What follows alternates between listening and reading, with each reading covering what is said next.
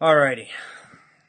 All right, Liam. Thanks for joining us tonight. Yeah, of course. We really appreciate it. I know you're just getting back from Arkansas on a busy little trip this past weekend. So we Yeah, appreciate you taking the time to join us. of course. Start off the bat here. Just wanted to ask you. College is where you first started riding. How did that lead to where you are currently? Yeah, so basically I was never a big, super huge exerciser after high school. I played football in high school. Stopped doing that, and when I got to college, I just sort of ran every once in a while and decided I needed to do something to sort of get in shape. My friend had just bought a bike and, a Trek 1000 sort of standard entry-level road bike, and so I sort of copied him, got one, and got on the team at Miami University in Ohio, and sort of immediately fell into all that, but not quite as hard as I'm in it now. Started off just riding a few days a week, and kind of got my feet wet immediately with racing because that's what the team was. It was a racing team, and so I was like, yeah, of course, I'll go for a race. And man, I remember my first race distinctly, and I got dropped pretty quickly. But and actually over the course of basically, I was on the team for 2.5 years until I graduated. I really only raced probably 7 times total, so I actually left. I left college still as a Category 5, still as a beginner, and it wasn't really until I started working at the bike shop about a year after that I really got more into it, although working at a bike shop and working retail and having to work Saturdays and Sundays was not necessarily conducive to racing on the weekends. So in 2008, that was kind of my first somewhat halfway season when I raced maybe 5 or 6 times. Was a Category 4 by then, but still not really getting any great results.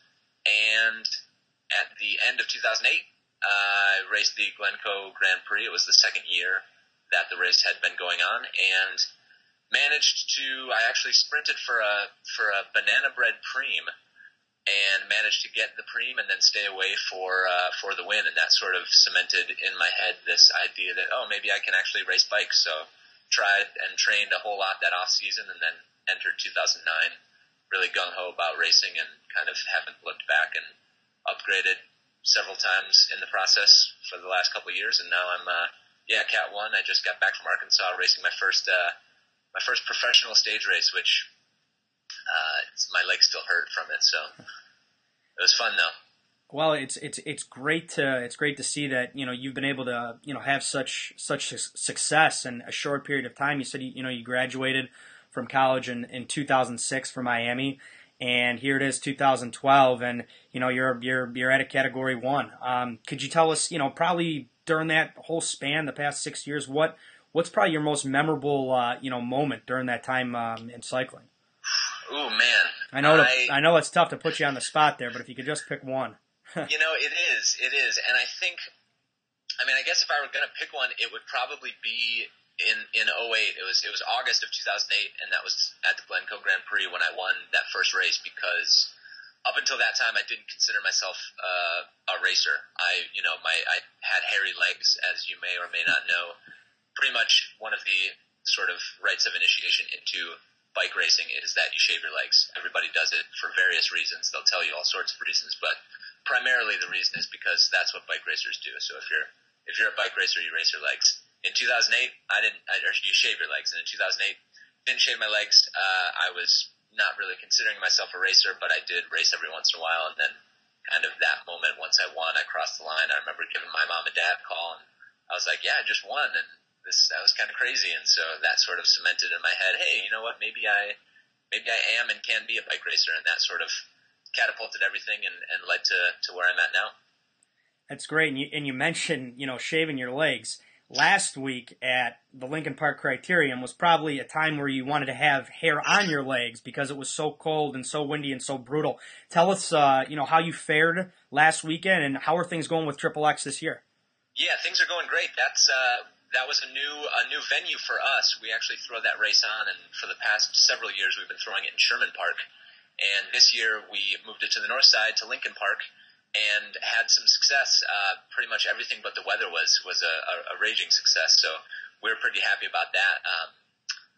we, racing all day long, and I was actually announcing the entire events up until when I had to go race, and that actual race played out pretty well. I got into a maybe 8 or 9 man move with one of my teammates, Dave Moyer, and a bunch of other guys. Really, really strong field, including a random guy from Ireland, John Mason from Dublin. Said he was here for work, brought his bike with, and he hopped into our race. And unfortunately, he was the only guy who crossed the line in front of me. But still, it was a good result. Second place at our sort of home race was a very good result, and I was pleased with it, and everything went very well on the day as a whole too. So that was very good. It was a good venue. It was, like you said, it was the first time there at Montrose Harbor, and it was a great venue. You also talked about, last question for you, by the way, you talked about winning Glencoe last year, and you're going to be racing in the Cat 1 this year. What was your overall experience like at Glencoe, and tell us a little bit about the course itself. Sure. Last year was the first year that I had done it. It was actually kind of one of my first big Pro 1-2 races. Generally, they lump the Category 2s in with the Category 1s, and last year they ended up doing that. So it was a very big race. There were a lot of pros. Pros there kind of gunning for the win. It was a very large purse, so lots of money brings those guys who are very good at criterium racing into the fold, and it was kind of an eye-opener. The course itself it's technical enough that breakaways can get away and generally do get away and stay away, which is good for me because I am the kind of guy who is not going to win a bunch sprint when I'm having to go up against 30 or 40 people. But if I can get into a smaller move, that's what I like. And so that course is conducive to that sort of thing. And last year it was real fast from the gun.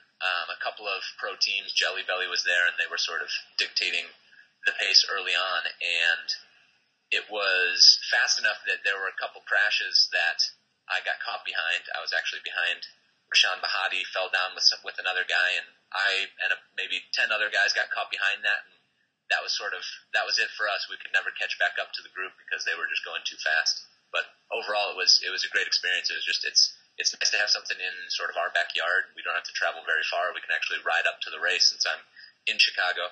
We can just ride up to Glencoe, get a real good, very pro heavy field, and pretty high stakes, high caliber racing. It's good. Well, there you have it, Glencoe fans.